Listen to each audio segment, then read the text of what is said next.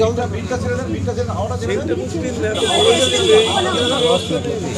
771516 এটা কোটে, এটা চার পাঁচ তো মিস্ত্রি ঘাটের মুখে যেটা তো কোটে আছে, কোটেটা ওটাই তো মিস্ত্রি ঘাট।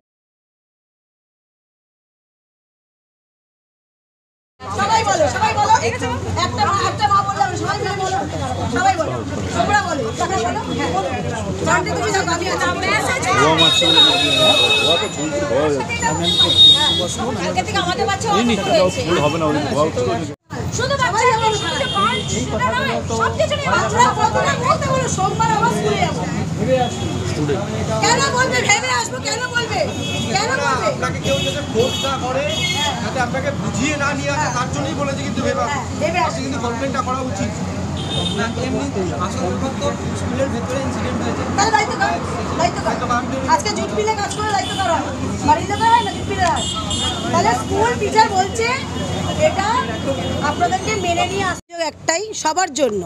এই যে বাচ্চাটা আজকে পুড়লো, কেন পুড়লো, কার গাফিলতি? স্কুল বলছে আমাদের কোনো রেসপন্সিবিলিটি নেই, তাহলে আপনারা বিচার করুন রেসপন্সিবিলিটি কার। তারপরে বলছে এটা আবার কোঅর্ডিনেটর মোবাইলে মেসেজ দিয়েছে যে এটাকে হ্যাবিচুয়েট করতে হবে প্রতিটা স্টুডেন্টকে। তার মানে কি? একটা কোনো ক্লাসে কোনো পোর্শনে আজকে যে বাচ্চাটা এখানে এসছে তার মাকে জানানো হয়নি, তার মাকে 11th আওয়ারে জানানো হচ্ছে, কোনো ডাক্তার সাথে কথা বলা হয়নি, এখানেও যে এসছে এখনও কোন ডাক্তার ট্রিটমেন্ট করছে সেটাও জানে না।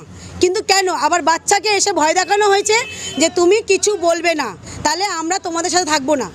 কটা দুখানা গার্ডকে পাঠিয়েছে, কোনো টিচার কোনো কেউ আসেনি, কেউ না।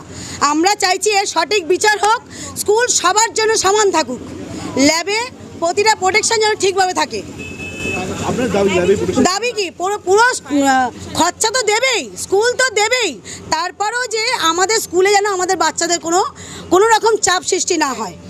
তাহলে কিন্তু আমরা ল্যাবে ছিল 10 জন, যদি ওনারা কন্ট্রোল না করতে পারে, 40 জন ছিল, ওনারা যদি কন্ট্রোল না করতে পারে 10 জন করে নিয়ে যাক। ওনার চারিদিকে ক্যামেরা আছে, বললেই বলে আপনার বাচ্চাকে এরকম ঘুরিয়ে দেবো, এর অর্থ কি? অবশ্যই প্রচন্ড পরিমাণে গার্জেনদের কোনো রিকোয়ারমেন্ট শোনেই না, গার্জেনরা যেগুলো বলে কিছুই শোনে। ফায়ারের ব্যবস্থা কোনো রকম নেই। একটা দুর্গাপূজার মণ্ডপে কিন্তু ফায়ারের ব্যবস্থা থাকে। আমাদের মমতা ব্যানার্জি দিদি কিন্তু বলেছেন যে প্রতিটা মণ্ডপে থাকবে, তাহলে এত বড় স্কুলে থাকবে না কেন? আর Barrackpore Saint Augustine day school, আর এতটাই হাই লেভেলে ফিস হয়ে গেছে, এটা দিদির কানে যাওয়া উচিত। দিদি দেখুক আমরা কোন জায়গায় পড়ে রয়েছে। আজকে গার্জিয়ানরা ভয় পাচ্ছে, আর মা তো কথা বলতেই পারছে না, মা বাবা দুজনে কান্নাকাটি করছে, কথা বলতেই পারছে না। দুজন এসে কালকে থেকে এখনো পর্যন্ত বাচ্চাকে ভয় দেখিয়ে গেছে। একজন বলেছে তুমি কিছু বলবে না, তুমি বললে কিন্তু তোমার খারাপ হবে, রেস্ট্রিকেট করা হবে তোমাদেরকে। এটা কেন? এই ভয়টা কেন থাকবে বাচ্চাকে? যেই বাচ্চা অসুস্থ হসপিটালে এসছে, ক্যামেরা দেখলেই বোঝা যাবে দুজন টাই পরে রাত্রিবেলা এসেছিল, এসে তাকে বাচ্চাকে পুরোপুরি ব্রেন ওয়াশ করা হচ্ছে। এখনও পর্যন্ত মা বাবা জানে না কোন ডাক্তার চেক আপ করছে, কোন ডাক্তার দেখছে, ডাক্তারের নাম পর্যন্ত না, ডাক্তারের সাথে বাবা মা কথা বলেনি। কেন? এটা কে দায়িত্ব নিয়েছে? কথা বলতে দিচ্ছে না। আমার নাম শিপ্রা বড়ুয়া। থানা বলেছে একটা নাম্বার দিয়েছে, বলছে ভেবে আসুন। এর মানে কি? আমাদের মমতা ব্যানার্জি দিদি কিন্তু বলেছে যে কোনো থানায় কোনো রকম কমপ্লেন হলে সঙ্গে সঙ্গে নিতে হবে। তাহলে থানা এটা কেন বললো যে ভেবে আসবেন? আমার বাচ্চা ইনজিওর হয়েছে, আমি একটা ডায়েরি করতে গেছি, আমি ভাববো কেন? বাবার প্রশ্ন আসছে কেন? ব্যারাকপুর থানা, ওটা ব্যারাকপুর থানার আন্ডারে। আজকে থেকে হ্যারাসমেন্ট না, আমার ছেলে ওখানে পড়ে, ব্যারাকপুর থানা। আমরা অনেক বছর ধরে হ্যারাসমেন্ট, স্কুল কোনো কথা শোনে না। স্কুল একটা কথাই বলে, তাহলে এখানে পড়াবেন কেন? পড়াতে হবে না। যখন পারবেন না তাহলে পড়াতে হবে না।